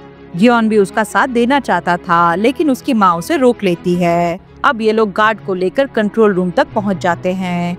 तब फिर से गार्ड्स उन पे अटैक करते हैं। गिहान किसी तरह से गार्ड से बचते हुए अपने फ्रेंड के साथ मास्क लेकर कंट्रोल रूम तक पहुंच जाता है और आगे बढ़ने लगता है। साथ ही वो वॉकी टॉकी पे इन्हो को पल पल की अपडेट दे रहा था। वहाँ मौजूद सीसीटीवी में फ्रंटमैन उनको देख रहा है और गार्ड्स को वहाँ भेज देता है। गिहान और उसका फ्रेंड उन गार्ड से मुकाबला करते हैं, मगर अब उनके बुलेट्स खत्म होने वाली थी। इधर इनके पास भी बुलेट्स ऑलमोस्ट खत्म हो गई थी। गिहान इन्हो से बोलता है अंदर जाओ और हॉल से गार्ड्स के पास से बुलेट ले आओ। इसके बाद इन्हो दो लोगों के साथ गिहान के पीछे जाता है और कैंग बुलेट्स लेने जाता है। तभी गिहान मरे हुए गार्ड्स के मैगजीन लेने लगता है और उसका फ्रेंड कवर देता है। तब इनो वहाँ आ जाता है और गिहान को डिस्ट्रैक्ट करने के लिए कहता है मैंने यहाँ आते हुए एक मैप देखा है, मुझे लगता है कंट्रोल रूम तक जाने के लिए पीछे से भी रास्ता है। मैं दूसरी तरफ जाके गार्ड्स को डिस्ट्रैक्ट करता हूँ और तुम कंट्रोल रूम में चले जाओ। गिहान उसकी बातों में आ जाता है और अपनी लास्ट मैगजीन भी उसे दे देता है। इधर कैंग बुलेट्स लेके वापस आ रहा था, मगर बुलेट्स की आवाज सुन के वो डर जाता है और वहीं रुक जाता है। कैट उसे जल्दी से मैगजीन लाने को बोलती है, मगर कैंग वॉकी टॉकी फेंक देता है। कैंग कोई जवाब नहीं देता, इसीलिए कैट खुद मैगजीन लेने के लिए चली जाती है। तब इनो बाकी दो लोगों को आगे गार्ड्स को मारने के लिए भेजता है। वो लोग जैसे ही अंदर जाते हैं इनो उन्हें पीछे से शूट कर देता है और फिर वॉकी टॉकी पे गिहान को बोलता है सॉरी गिहान, हम हार गए हैं। वो उस इंजर्ड आदमी की आवाज गिहान को सुनाता है, जिससे गिहान को सच में लगता है कि इनो को गोली लग गई है। फिर इनो उस आदमी को मार देता है। ये सब वॉकी टॉकी पे गिहान सुन रहा था और उसे लगता है कि इनो मर गया है। वो काफी टूट जाता है क्योंकि उसने अब तक इनो को अपना फ्रेंड समझ लिया था। इधर कैट जब तक मैगजीन लेने के लिए हॉल में आती है तो वहाँ गार्ड्स आ जाते हैं। कैट उन गार्ड्स को मारने वाली थी, लेकिन पीछे से गियोन की माँ उसे रोक देती है। कैट अभी तक वापस नहीं आई थी और बाकी सबके पास बुलेट्स खत्म हो गई थी, इसीलिए वो सब सरेंडर कर देते हैं। फिर गार्ड्स उन्हें शूट करके मार देते हैं। इधर गिहान और उसके फ्रेंड के पास भी बुलेट्स नहीं थे, इसीलिए वो दोनों भी सरेंडर कर देते हैं। तब उनके सामने आता है फ्रंटमैन यानी खुद इनो और गिहान से बोलता है दोबारा गेम में आकर मजा आया, मगर इसका अंजाम क्या हुआ। फिर वो गिहान पर गन तानता है, लेकिन शूट करके उसके फ्रेंड को मार देता है ताकि गिहान पूरी तरह से टूट जाए। अपने फ्रेंड को मरते हुए देखकर गिहान जोर जोर से रोता है और सीजन 2 यहीं पर खत्म होती है। स्क्विड गेम का 3rd सीजन स्टार्ट होता है बिल्कुल सीजन 2 के एक्सप्लोसिव एंडिंग के बाद। गिहान यानी प्लेयर 456 जो शो का मेन कैरेक्टर है, वो रिबेलियन होने के बाद अभी भी जिंदा है, लेकिन वो अपने बचपन के दोस्त यांग बाई के लॉस से हताश है। अगर आपको सीजन 1 और 2 का रिकैप चाहिए तो डिस्क्रिप्शन में लिंक चेक कर सकते हैं या फिर मेरे चैनल पे। जैसे ही म्यूटिनी खत्म होता है, पिंक सूट वाले गार्ड्स फैसिलिटी का कंट्रोल वापस ले लेते हैं और गिहान को एक बॉक्स में डाल देते हैं। सारे कंटेस्टेंट अज्यूम करते हैं कि वो भी मारा गया है, लेकिन तब एक प्लेयर उसका पल्स चेक करता है और कहता है कि वो अभी भी जिंदा है। थोड़ा होश आने के बाद गिहान पूछता है कि बाकी सब कहाँ हैं। एक प्लेयर बताती है कि प्रोटेस्ट ग्रुप में से सिर्फ डिएगो, तुम और मैं बचे हैं। वो एक्सप्लेन करती है कि पिंक सोल्जर्स ने गिहान को उस बॉक्स में सिर्फ कुछ ही घंटों पहले लाया था। फिर गार्ड्स रूम में आके अनाउंस करते हैं कि अब प्राइज मनी 39 बिलियन वॉन है और सिर्फ 60 प्लेयर्स गेम में बचे हुए हैं। गिहान गुस्से में गार्ड से पूछता है कि उन्होंने उसे जिंदा क्यों रखा। तब गेम का होस्ट इनो विस्की पीते हुए मॉनिटर पे गिहान का रिएक्शन देखता है। गिहान को बेड से चेन कर दिया जाता है और फिर वोटिंग लास्ट प्लेयर से स्टार्ट होती है कि गेम्स कंटिन्यू करना है या नहीं। अभी भी कुछ लालची लोगों की वजह से मेजॉरिटी वोट करती है कि गेम आगे बढ़ाना चाहिए। ओ टीम के प्लेयर्स गिहान पे हंसते हैं क्योंकि इनके हारे हुए प्रोटेस्ट में एक्स टीम के मेजॉरिटी प्लेयर्स मारे गए हैं, जिससे उनके लिए वोट पास करना अब इजी हो गया है। अब ब्रेकफास्ट का टाइम आता है। फिर प्लेयर 333 जो प्लेयर 222 किम का बॉयफ्रेंड है उसके पास जाता है और अपना आलू उसे देता है क्योंकि वो प्रेग्नेंट है। इधर कैट गियोन से माफी मांगती है क्योंकि उसका काम था एमो लाना जो वो नहीं कर पाई। तब गियोन कहता है ये कैट की नहीं बल्कि कैन का फॉल्ट है क्योंकि उसने और उसकी माँ ने देखा था कि कैम एमो लेने गया था लेकिन डर कर साइड में बैठ गया था और अगर वो हेल्प करने की कोशिश करता भी तब भी कोई फायदा नहीं होता क्योंकि गार्ड्स पहले आके उसी को एलिमिनेट कर देते। अब सारे प्लेयर्स बाहर जाते हैं और गिहान अकेला बचता है। वो चुपचाप बैठकर कैंग को ऑब्जर्व करता है जो कामली बिना किसी रिग्रेट का खाना खा रहा होता है। पिंक यूनिफॉर्म वाले गार्ड्स न्यूल को इन्फर्मरी में ले जाते हैं जहां वो प्लेयर 246 के बॉडी को देखती है। जब 246 का बॉडी ओपन करने की प्रिपरेशन होती है वो सडनली राइफल उठा लेती है और वहां मौजूद सारे गार्ड्स को मार देती है। वहां बचा हुआ डॉक्टर सरेंडर कर देता है और कहता है मैं सिर्फ पैसों के लिए ये सब कर रहा था। तब नियोल उसे वार्न करती है कि अगर वो 246 की लाइफ सेव नहीं करता तो उसको भी बाकी लोगों की तरह खत्म कर देगी। दूसरी ओर वॉन्ग के शिप में एक क्रू मेंबर मिसिंग है। कैप्टन पार्क जिसने पिछले सीजन में उस क्रू मेंबर को पानी में फेंका था कहता है शायद वो दारू पी के गिर गया होगा। वॉन्ग मिसिंग आदमी को ढूंढना चाहता था लेकिन कैप्टन उसकी बात को डिसमिस कर देता है। तब टीम डिसाइड करती है कि एक नए ड्रोन ऑपरेटर को रिक्रूट करते हैं। फिर वो सब बाद में वॉन्ग को बताता है कि उसने कैप्टन पार्क को डेक पे उस आदमी के साथ बात करते हुए देखा था और उसके हाथ में एक स्क्रू ड्राइवर था जो उसे काफी वियर्ड लगा था। वॉन्ग उसके बात को इग्नोर कर देता है। इधर गिहान कैंग के बिट्रेल के बारे में सोचते हुए रात भर नहीं सोता और वो उसको ही घूरते रहता है।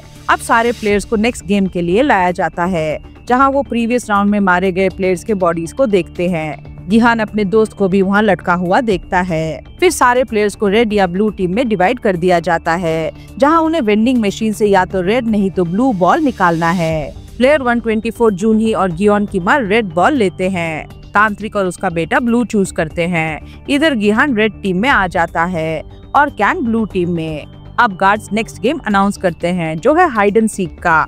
ब्लू टीम को एक रूम में छोड़ा जाएगा जहां से उन्हें बच के निकलना है और आगे बढ़ने के लिए रेड टीम को ब्लू टीम के एटलीस्ट एक मेंबर को मारना होगा। अगर रेड टीम फेल होता है तो वो आउट हो जाएगा और इस राउंड का टाइम लिमिट 30 मिनट्स का होता है। गार्ड्स क्लैरिफाई करते हैं कि ब्लू टीम को डोर्स खोलने के लिए कई सारे कीज मिलेंगे और रेड टीम्स को नाइव्स मिलेंगे। इधर गिहान कैंग को गुस्से से देख रहा है। दोनों के बीच टेंशन बढ़ने लगती है।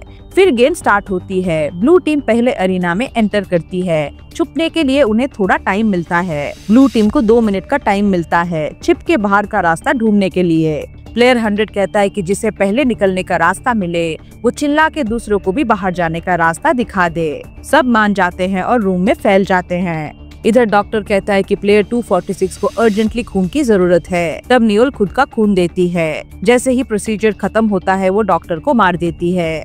अपना मास्क वापस पहनती है और 246 को बोलती है कि वो उसको बचाना चाहती है। उसका प्लान है कि 246 को 16 का यूनिफॉर्म पहना दे ताकि दोनों साथ में भाग सके। इधर वॉन्ग के क्रू को फाइनली एक नया ड्रोन ऑपरेटर मिलता है। तभी वॉन्ग को वुसक का कॉल आता है जो कहता है कि वो क्रू में वापस नहीं आएगा क्योंकि वो कैप्टन पार्क के बारे में और इन्वेस्टिगेशन करना चाहता है क्योंकि उसे लगता है कि कैप्टन के साथ कुछ गड़बड़ है। लेकिन वॉन्ग इस पे ज्यादा ध्यान नहीं देता और कैप्टन को कहता है कि वुसक को एक फैमिली इमरजेंसी आ गई है। इधर रेड टीम गेम रूम में जाती है और ब्लू प्लेयर्स को ढूंढने लगती है। प्लेयर 100 सीढ़ियों में फंस जाता है, उसका की लॉक में मैच नहीं करता। तब एक और ब्लू प्लेयर वहां आता है और पता चलता है कि यहाँ 3 टाइप के लॉक्स है, सर्कल, स्क्वायर और ट्रायंगल।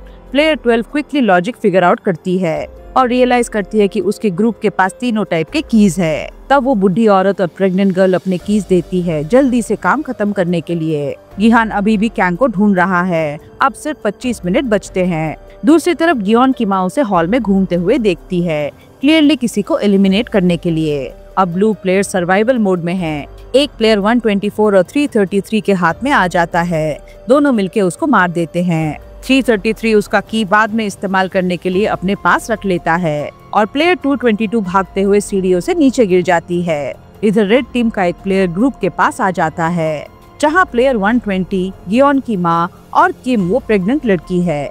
वो डिमांड करता है कि गियोन की माँ सरेंडर करते, नहीं तो वो सबको मार देगा। लेकिन 120 उस पे हमला करती है और उसे मार देती है। दूसरी ओर प्लेयर 100 और उसके टीममेट्स डोर्स को ओपन करते हैं, एग्जिट ढूंढने की कोशिश करते हैं, जब एक रेड प्लेयर सडनली सामने आती है। घबराकर 100 अपने पार्टनर को दरवाजे से पुश करके उसे बंद कर देता है। वो मर जाता है और प्लेयर 100 उसका चाबी उठा लेता है। उसी वक्त प्लेयर 124 और 333 एक और ब्लू टीम मेंबर को एलिमिनेट कर देते हैं। इधर गिहान डेस्परेटली कैंग को ढूंढ रहा है, जब एक और रेड प्लेयर उसे पकड़ लेता है। उसका पैर जख्मी हो जाता है। दोनों में फाइट होती है और लास्ट सेकंड में कैंग जीत जाता है। उसी वक्त प्लेयर 120 का टीम एक नए रूम में एंटर करता है और पता चलता है कि वो प्रेग्नेंट लेडी किम का पैर टूट गया था। सडनली उसके डिलीवरी का वक्त आ जाता है। अब गेम में सिर्फ 15 मिनट बचते हैं। भागते हुए सीढ़ियों पे तांत्रिक को गिहान मिलता है। वो गिहान से कहती है कि उसने कैंग को खून से लथपथ भागते हुए देखा है।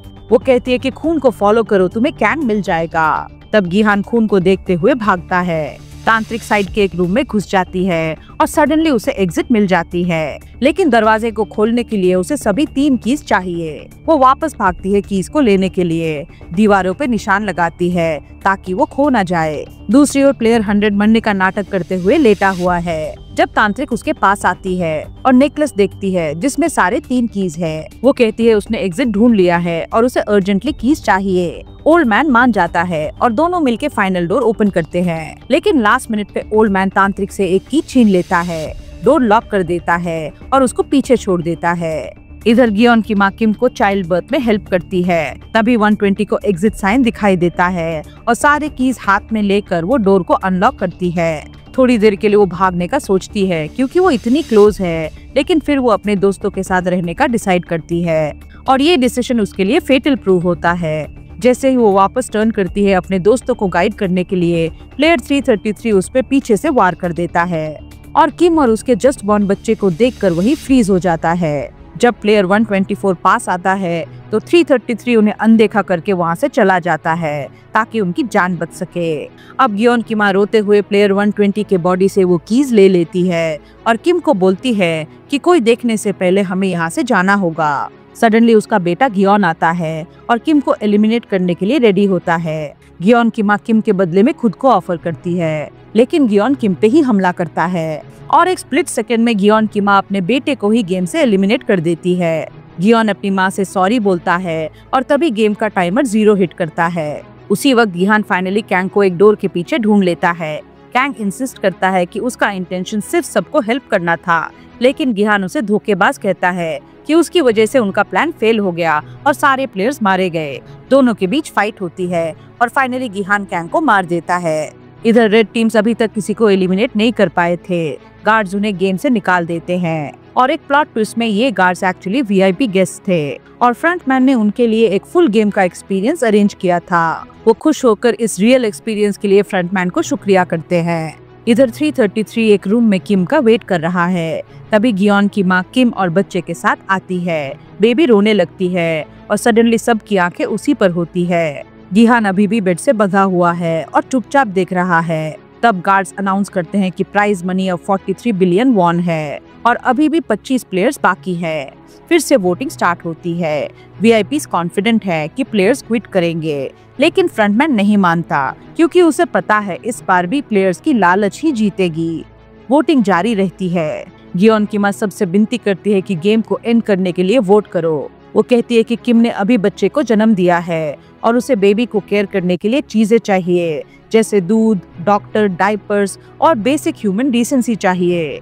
लेकिन कोई प्लेयर उसकी नहीं सुनता। एक के बाद एक प्लेयर्स गेम को कंटिन्यू करने के लिए ही वोट करते हैं। इधर गार्ड्स इन्फॉर्म करते हैं कि शायद डॉक्टर सोल्जर मर चुका है। एक्चुअल 246 अब सोल्जर 16 के डिस्गाइज में है। तब ऑफिसर सोल्जर 16 और सोल्जर 11 यानी न्यूल को लोकेट करने के लिए बोलता है, लेकिन न्यूल ऑलरेडी वेपन लेकर उसके पीछे ही खड़ी है। वो इंसिस्ट करती है कि अगले दिन उसे और 16 को पेरीमीटर पेट्रोल और एक बोट मिले, वरना वो वीआईपीज को बता देंगे कि असल में इस गेम के अंदर क्या चल रहा है। इधर समुंदर में वोंग को वूसाक का कॉल आता है। वो कहता है कि डॉक्स या कैप्टन पर्क के होम टाउन में उसके बारे में किसी को कुछ नहीं पता है। वोंग इसे सॉलिड प्रूफ नहीं मानता, लेकिन अब उसे भी कैप्टन पे शक होने लगता है। आइलैंड पे पहुंच के वोंग को याद आता है कि ये एग्जैक्ट स्पॉट है जहां उसका ब्रदर इन्होंने उसे शूट किया था, और वो टीम को बताता है कि ये सही आइलैंड है। इधर वूसाक और उसका पार्टनर एक खाली सा घर में पहुंच जाता है। फ्लैशलाइट और पिस्तौल के साथ अंदर जाता है। प्रॉपर्टी के बाहर एक बंधा हुआ कुत्ता जोर जोर से भौंकने लगता है। अंदर वूसाक को कुछ फोटोग्राफ्स मिलती है, कैप्टन पार्क और पुराने सीजन के रिक्रूटर का। वो समझ जाता है कि कैप्टन आइलैंड यानी गेम के असली लोकेशन को छुपा रहा है। सडनली वो डॉग खुद को छुड़ाकर उस पर हमला करता है और एक गन शॉट सुनाई देती है। भागते हुए वूसाक को कुत्ते के केनल में छुपा हुआ बहुत सारा पैसा और एक गार्ड का यूनिफॉर्म मिलता है, जो एक डीपर कंस्पिरेसी की तरफ इशारा करती है। कुछ देर बाद वहाँ पुलिस आ जाती है और उन्हें अरेस्ट कर लेती है। नेक्स्ट मॉर्निंग जब प्लेयर्स उठते हैं तो देखते हैं कि गार्ड्स एक कॉफिन लेके आ रहे हैं गियोन की माँ की बॉडी को ले जाने के लिए, जिसने रात को ही खुद को गेम से एलिमिनेट कर दिया है। फिर सबको गेम रूम वापस लाया जाता है। किम अपने बेबी को नहीं छोड़ सकती थी, लेकिन बेबी के साथ चलने में उसे मुश्किल होती है। तब गिहान बेबी को कैरी करता है। यहाँ दोनों के बीच बेबी को लेकर बॉन्डिंग होती है और गिहान उसे अपने बेटी के बारे में बताता है। ये सब कुछ वीआईपीस एक बड़े से स्क्रीन से देख रहे हैं। वो नोटिस करते हैं कि किम अपने इंजर्ड एंकल के साथ स्ट्रगल कर रही है। फिर वीआईपीस किम की हालत देखकर आपस में बेटिंग करते हैं कि बेबी को गेम में इन्वॉल्व किया जाए, देखने के लिए कि क्या वो किम को ब्रिज क्रॉस करने के लिए मोटिवेट कर सकते हैं। फिर प्लेयर्स को रूल बताए जाते हैं। उनके पास सिर्फ 20 मिनट होते हैं एक साथ एक बड़े से रोप ब्रिज को क्रॉस करने के लिए, वरना सारे मारे जाएंगे। गिहान किम से कहता है कि वो उसके साथ क्रॉस करे और बेबी को सेफ्टी के लिए पीछे छोड़ दे, लेकिन एक गार्ड उन्हें रोक लेता है। वो कहता है कि सबको एक साथ क्रॉस करना है या तो सब एलिमिनेट हो जाएंगे, और ऑर्गेनाइजर्स ने कहा है कि बेबी भी ब्रिज को क्रॉस करेगा। घबराते हुए प्लेयर 100 चिल्लाता है कि किसको पहले जाना चाहिए, लेकिन कोई वॉलंटियर नहीं करता। तभी गिहान आगे आता है। किम बच्ची को गिहान को सौंपती है और कहती है इसे संभाल कर रखना। अब गिहान बेबी के साथ केयरफुली क्रॉस करता है। ब्रिज झूलती रहती है, लेकिन वो सेफली क्रॉस कर लेता है और प्रॉमिस करता है कि किम के लिए वापस आएगा। बाकी प्लेयर्स एक एक करके क्रॉस करते हैं।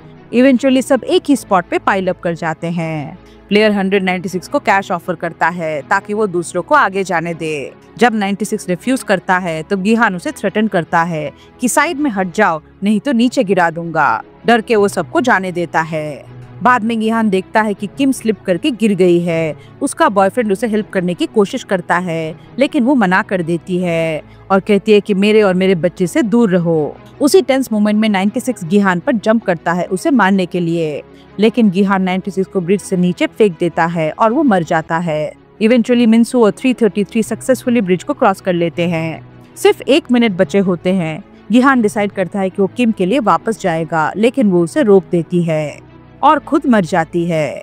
अब काउंटडाउन स्टार्ट होता है। वीआईपीस डिसाइड करते हैं कि बेबी को कंटेस्टेंट बनाया जाए। तब गेम वाले बेबी को रजिस्टर करवाते हैं एज प्लेयर 222 मदर के जगह पे, ताकि वोट्स में स्टेक्स बढ़ जाए। अब मेन हॉल में सिर्फ 8 लोग बचे हुए हैं और सबके लिए प्राइज मनी काफी होनी चाहिए। तब गार्ड्स अनाउंस करते हैं कि अब प्राइज मनी 44.7 बिलियन वॉन हो गया है, जो स्प्लिट होगा 9 प्लेयर्स के बीच में। तब सबको समझ में आता है कि new born baby officially game में ऐड हो गई है। सारे प्लेयर्स शॉक्ड हो जाते हैं। सब आर्ग्यूमेंट करते हैं कि बेबी ने प्राइज अर्न नहीं किया है, कुछ रिस्क नहीं लिया है, बस गेम के बीच में पैदा हुई है। कुछ लोग गिहान को अप्रोच करते हैं बेबी को डिस्क्वालीफाई करने के लिए। फिर गार्ड सबको फ्रेश स्टाइलिश कपड़े देते हैं और एक बढ़िया दावत लगाते हैं, जिसका सिर्फ एक ही मतलब होता है कि सीजन 1 के जैसे अब फाइनल गेम आ रहा है। इधर वोंग आइलैंड को मैप पे मार्क करता है, लेकिन कैप्टन पार्क उसे कहता है कि ये डेंजरस जोन है जहाँ कोस्टल गार्ड्स पेट्रोल करते हैं। लेकिन वोंग इंसिस्ट करता है और टीम को सुबह होते ही वहाँ सर्च करने के लिए कहता है। इधर पुलिस स्टेशन में वोसाक एक्सप्लेन करने की कोशिश करता है कि पा यानी कैप्टन एक क्रिमिनल ग्रुप का पार्ट है जो लोगों को सीक्रेट आइलैंड में भेजता है अंडरग्राउंड बेटिंग गेम खेलने के लिए, लेकिन कोई उसे सीरियसली नहीं लेता।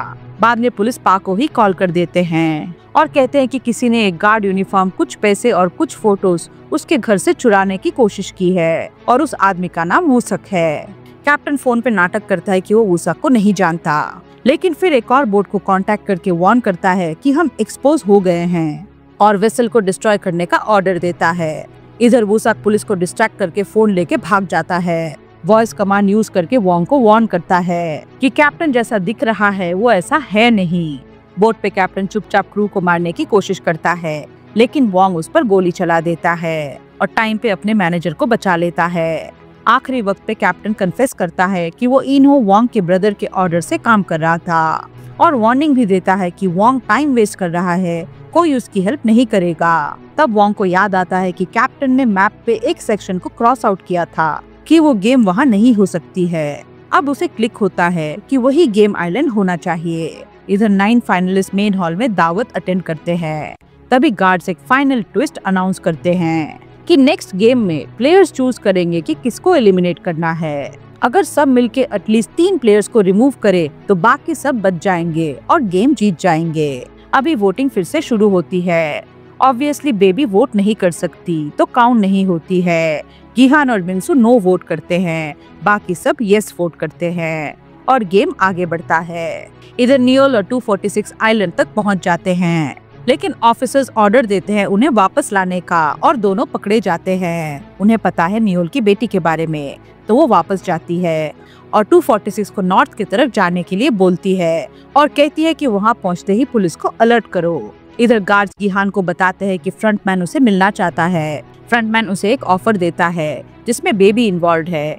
वो एक नाइफ को टेबल पर रखता है और गिहान को कहता है कि बाकी फाइनलिस्ट को नींद में मार दो। गिहान पूछता है कि आखिर तुम मेरी मदद क्यों कर रहे हो। तब फ्रंटमैन मास्क उतारता है और वो इनो होता है, जिसे सब प्लेयर्स ने सोचा था कि दंगों में मारा गया है। अब इनो गिहान को नाइफ देता है और एक्सप्लेन करता है कि नेक्स्ट गेम सिर्फ 2 लोगों के बीच खेली जा सकती है और गिहान सबको मारकर बेबी के साथ सरवाइव कर सकता है। अब गिहान वापस हॉल में जाता है, सोते हुए बेबी को देखता है और सोते हुए प्लेयर्स के पास जाता है। इनो सब कुछ कंट्रोल रूम से विस्की पीते हुए देख रहा है, लेकिन गिहान नहीं कर पाता। वो नाइफ गिरा देता है और वहाँ से चला जाता है, क्योंकि अंदर से गिहान एक अच्छा आदमी है। ये देखकर इनो के आंखों में आंसू आ जाते हैं, क्योंकि उसे याद आता है कि दिल से कभी वो भी एक अच्छा आदमी हुआ करता था। अब बचे हुए प्लेयर्स को फाइनल राउंड के लिए एक स्क्वायर से प्लेटफॉर्म में लाया जाता है और अब फाइनल गेम रिवील होता है, जिसे कहते हैं हेवनली स्क्विड। हर राउंड में प्लेयर को आगे बढ़ने के लिए कम से कम एक ओपोनेंट को नॉकआउट करना होगा। अगर 15 मिनट में कोई ड्रॉप नहीं होता तो सब हार जाएंगे और ये फाइनल राउंड एक रेड बटन प्रेस करने से स्टार्ट होता है। प्लेयर 100 आगे आकर उसे दबाता है और खेल शुरू होती है। तब 353 कहता है कि वोट किया जाए कि किसको पहले एलिमिनेट करेंगे। 333 इस राउंड के लिए मिंसू को नॉमिनेट करता है क्योंकि वो वीकेस्ट है और गिहान बेबी को सैक्रिफाइस नहीं करेगा और नेक्स्ट राउंड में डिसाइड करेंगे गिहान या बेबी। वो मिंसू को मारने के लिए आगे बढ़ते हैं, लेकिन वो माफी मांगता है और खुद को ही मार डालता है। नेक्स्ट राउंड से पहले 333 कहता है कि गिहान को बेबी से सेपरेट करना होगा। वो वोट करते हैं कि इस राउंड में बेबी और नेक्स्ट राउंड में गिहान को एलिमिनेट करेंगे, लेकिन 333 मना करता है और गिहान को कहता है कि बेबी को हैंड ओवर कर दो, नहीं तो दोनों मारे जाओगे। जैसे ही प्लेयर 203 रेड स्टार्ट बटन को हिट करता है, 353 गिहान को धक्का देने के लिए रेडी होता है, लेकिन लास्ट मिनट में गिहान उसे कन्विंस कर लेता है। इस मैनिपुलेशन से सबके बीच झगड़ा होने लगता है। फिर ये जैकेट्स को रोप की तरह यूज करके गिहान और बेबी की तरफ बढ़ते हैं, लेकिन गिहान लास्ट मिनट में इनो के द्वारा दिए गए नाइफ से रोप को काट देता है। फिर एंड में प्लेयर्स डिसाइड करते हैं कि गिहान के बजाय प्लेयर 39 को एलिमिनेट करेंगे, क्योंकि ये सेफेस्ट ऑप्शन है। सडनली एक प्लेयर गिहान की तरफ बढ़ता है और नाइफ लेने की कोशिश करता है। फाइट में गिहान प्लेयर 203 को एलिमिनेट कर देता है और 333 प्लेयर 353 को। फिर गिहान बच्चे के पास वापस जाता है और ओल्ड मैन प्लेयर 100 के पास जाता है। ओल्ड मैन प्रिटेंड करता है कि वो उनके साइड में है। मियोंगी को बातों में उलझाने की कोशिश करता है, लेकिन मियोंगी उसे मार देता है। फिर ये राउंड खत्म होता है। ये सब देखकर प्लेयर 39 खुद ही गेम से एलिमिनेट हो जाता है। अब सिर्फ 2 प्लेयर्स बचे होते हैं, गिहान और प्लेयर 333 मतलब मियोंगी। और समुंदर में गार्ड्स 246 को पकड़ लेते हैं और वो एक अटैकर को मार देता है, लेकिन उसकी बुलेट्स खत्म हो जाती है। लगता है कि वो हार ही जाएगा। तभी वोंग और उसकी टीम आके उसे बचा लेते हैं। वो वोंग को आइलैंड का लोकेशन बताता है। वोंग स्कूबा गियर पहन के आइलैंड की तरफ बढ़ता है। इधर मियोंगी गिहान से पूछता है कि क्या बेबी ठीक है। फिर दूसरे प्लेटफॉर्म की तरफ जाता है, लेकिन अचानक वो बच्चे का डिमांड करता है। गिहान मना कर देता है। उसको रियलाइज होता है कि मियोंगी प्लान छोड़कर प्राइस के साथ भागना चाहता है। मियोंगी नाइफ उठाता है उसे खत्म करने के लिए, लेकिन दोनों गिर जाते हैं। अब दोनों हाइट से झूल रहे होते हैं। तब जैकेट फट जाता है और मियोंगी गिर जाता है और गेम से एलिमिनेट हो जाता है। लगता है गिहान जीत गया है, लेकिन अब यहाँ एक ट्विस्ट आता है कि इस राउंड में किसी ने राउंड स्टार्ट बटन प्रेस नहीं किया था। अब गिहान प्लेटफॉर्म के सेंटर में आता है, रेड बटन प्रेस करता है। अब सिर्फ 2 प्लेयर्स बचे हैं, गिहान प्लेयर 456 और बेबी प्लेयर 222। एक एलिमिनेट होगा, एक प्राइज जीतेगा। इधर नोएल 246 के फाइल्स को जला देती है और जाने से पहले वो खुद के फाइल को देखती है। तब उसे पता चलता है कि उसके हस्बैंड और डॉटर दोनों नॉर्थ कोरिया से भागने में नाकामयाब हो गए थे। टोटल शॉक में वो बचे हुए डॉक्यूमेंट्स को भी जला देती है और गेम मास्टर के चेयर पे बैठकर ब्लैंकली स्क्रीन को देखती रहती है। स्क्रीन पे गिहान बेबी को पकड़ा हुआ है। वो धीरे से कहता है, प्लेयर्स रेस हॉर्स नहीं है, वो इंसान है। और इसके साथ वो खुद को ही गेम से रिमूव कर देता है। गिहान के खत्म होते ही फ्रंटमैन तुरंत फुल इवैक्यूएशन ऑर्डर कर देता है। सब कुछ मिनटों में डिस्ट्रक्ट होने के लिए रेडी हो जाता है। फिर इनो गिहान के बॉडी के पास आता है और as a sign of respect अपना मास्क निकालता है। फिर प्लेटफॉर्म पे क्लाइम करके बेबी को लेने जाता है। तभी डिटेक्टिव वोंग वहाँ पहुँच जाता है और अपने भाई इनो से फाइनली पूछता है कि उसने वोंग को क्यों बचाया था, लेकिन इनो कोई जवाब नहीं देता। वो वोंग की तरफ नहीं देखता और चुपचाप वहाँ से निकल जाता है। एंड में गिहान के फेस के क्लोजअप में पूरे फैसिलिटी को आग में जलते हुए दिखाया जाता है। कुछ टाइम बाद किसी को एक डोर के अंदर बहुत सारा पैसा मिलता है। ये पैसा वही होता है जो सीजन 2 में गिहान ने एक होटल को खरीद के उसके अंदर छोड़ा था। 6 महीने बाद प्लेयर 246 एक औरत की स्केचिंग कर रहा है जो गार्ड 11 यानी नियोल है, जिसने उसकी जान बचाई थी। तब उसे एक कॉल आता है। एक प्राइवेट इन्वेस्टिगेटर उसे कहता है कि शायद उसकी बेटी जिंदा है और चाइना में है। अब नियोल अपने बेटी को ढूंढने के लिए चाइना जाती है। दूसरी ओर वूसाक जेल से छूट जाता है। वोंग और उसका एक दोस्त उसके लिए वेट करते हैं। कार में वो होटल के मिसिंग पैसे के बारे में डिस्कस करते हैं। सडनली वूसाक उन्हें एक लुक देता है और पूछता है क्या गिहान जिंदा हो सकता है। उस रात जब वोंग वापस घर जाता है, देखता है टेबल पे वो बेबी है और एक कार्ड है जिसमें फुल प्राइज मनी है। इनो गिहान की बेटी के पास जाता है, उसके हाथ में एक बॉक्स देता है। इनो कहता है तुम्हारे फादर गिहान अब नहीं रहे। फिर साइलेंटली बॉक्स को हैंड ओवर करता है और चला जाता है। बॉक्स में प्लेयर 456 का यूनिफॉर्म और बैंक कार्ड होता है। अकाउंट में वही एग्जैक्ट अमाउंट जो गिहान छोड़कर गया था। इनो कार में बैठकर रात के अंधेरे में गायब हो जाता है। फाइनल सीन न्यूयॉर्क सिटी का होता है और वही रिक्रूटिंग गेम चल रहा है, इस बार एक होमलेस आदमी के साथ। और रास्ते के इस तरफ से गेम मास्टर देख रहा है। मतलब स्क्विड गेम अब इंटरनेशनल हो चुका है। लेकिन क्या गिहान की कहानी सच में खत्म हो चुका है? शायद इसका जवाब सीजन 4 में ही मिलेगा और स्क्विड गेम सीजन 3 की कहानी यही खत्म होती है।